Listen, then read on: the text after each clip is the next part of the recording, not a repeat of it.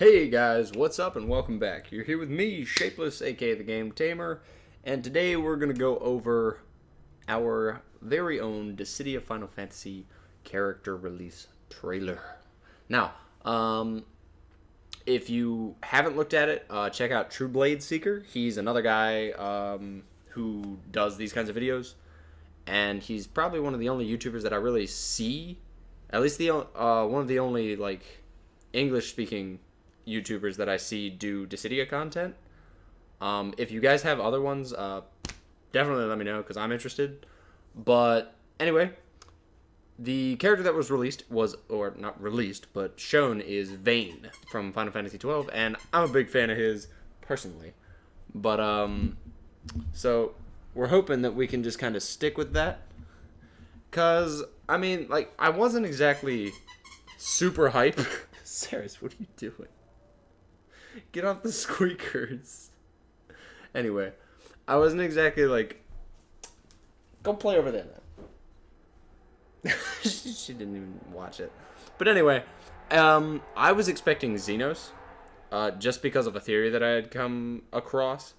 But at the same time, it kind of debunked my theory, and I'll go over my theory, which was for the title, in a moment. But first, we're going to go over a little bit of the trailer, and we're going to see what exactly all we're looking at. The first part is he's a heavy, so heavy Vanguard. He's supposed to have high poise, which kind of, I think, I'm going to guess ties into his EX skill, which I would suppose gives him more poise, more bravery damage, and maybe even slightly faster. It might unlock some different moves. But when I originally saw this, I was already pretty hyped. Now, the first thing I thought when I saw this, because I was at work and looking at my phone, I thought Little Alamigo. So I was like, oh, 100%, it's Final Fantasy XIV, it's Xenos. And then he showed up. I was like, oh, shit. Now, the reason I was worried at first is because I didn't know how they were going to personify him. I just wasn't sure, and it worried me a little.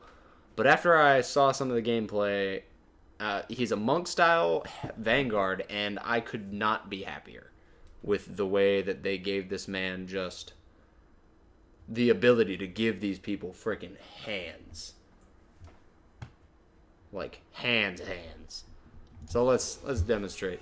Alright, so, boom. Ba-bam. Then, just the animations are so good. Then this. This is going to be super good. This is going to be so good for, like, zoning. It's got a super high hitbox. Like, it's got great verticality on it. Super great.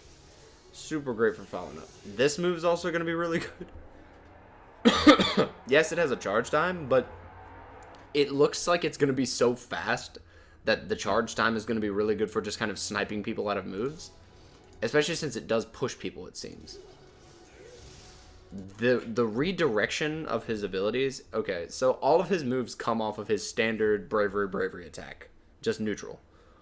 So he can do bravery, and then a direction, and he'll do something accordingly. So if you're on the ground and you have a wall on your right, then you can do bravery, left bravery, and he'll shift to the left and do a wall rush combo to the right. And it's like, he's going to be so good for team setup. He's going to be so good for, like, personal setup. And it's just, oh, it's got me so hyped. So happy. Like, look at that. Ugh. And then this. Like, obviously an HP attack. But it just, man. Like, just come on. Ugh. How do you not like that? Boom. And then this is his EX skill. So if you full charge it, he gets his transformation from Final Fantasy XII. And this is already pretty freaking dope. He gets super buff. And so I'm guessing the swords come out at the ending of the moves. And it looked like it was 2 at first. And then when he does this, it looks like all 4 of them come out. So it looks like you get additional bravery damage per. So it's probably going to be like maybe an extra 90 to 140 if I had to guess. Because I watched the gameplay too, and there wasn't really much else to give. So that's a little bit of speculation, but I'm super hyped for him anyway. Then we've got, his diving attacks, which is air, down, or up. which I do believe they have pretty decent tracking, which you'll see in a moment. I'm not sure if they can go straight up or straight down, but it looks like they can, based on one of the next moves. This, however, is another HP attack, which I am a really big fan of, just because it looks like super quick and super simple. Like, it just looks so good. She's ridiculous. She's too cute, guys. I can't get mad at her. She's too cute. I just can't. Anyway, it just looks really quick. And that is bravery, bravery, up bravery. Now, if you look really closely, the swords are actually different from his normal ones. His normal ones are that normal, like, straight edge, but then they come out of that circle at the top. I'm guessing these also change with his weapons. So what the weapons happens is the only weapon you'll see is the weapons when he hits somebody, and at the end when he does his wall rush attacks, because it does an X of swords. What I'm guessing is the change of weapons will be based on what you'll see as his last animation for each of those. So that's really cool because those weapons look bitchin'. So that is his bravery, bravery, up bravery, which is like this kind of like super kick straight up, which just once again animated beautifully. And it looks like he can combo after it if he's fast enough. So kind of like Kane, where Kane can combo after a lot of his attacks. He can combo after both of his projectiles if he moves in quick enough. So it's kind of like that. And then, of course, once again, I don't know if that's chargeable, because it looked like it might have charged it for longer than it was, but I'm not quite sure. But either way, guys, Vayne is going to be a man. He is going to be super cool. In my opinion, super good. He might be a little off kilter at first because a lot of people are going to play him. A lot of people are going to complain about him. But I really do feel like he could be... He's definitely going to be a good change to the norm. He's got my vote, 100%. I'm still looking for Xenos. And Arden. Arden, I'm sure, is going to be a big deal coming soon, too. When it comes to my hype train theory, what the idea is that what they were going to do is release characters based off of the things that are most recently happening. So Stormblood did super well. And the Royal Edition for Final Fantasy 15 is just came out not too long ago, which made Arden a little bit more big of a deal. So we were, and I think I'm correct by saying that a large portion of the community was kind of expecting that if it was going to be someone from those games, that it was going to be Arden, because he's the most recent game, he's got the most recent upgrade to the game. We were just kind of assuming. I assumed Xenos because Xenos he was very slow, he was very big, very tank-esque, I could see him being a heavy.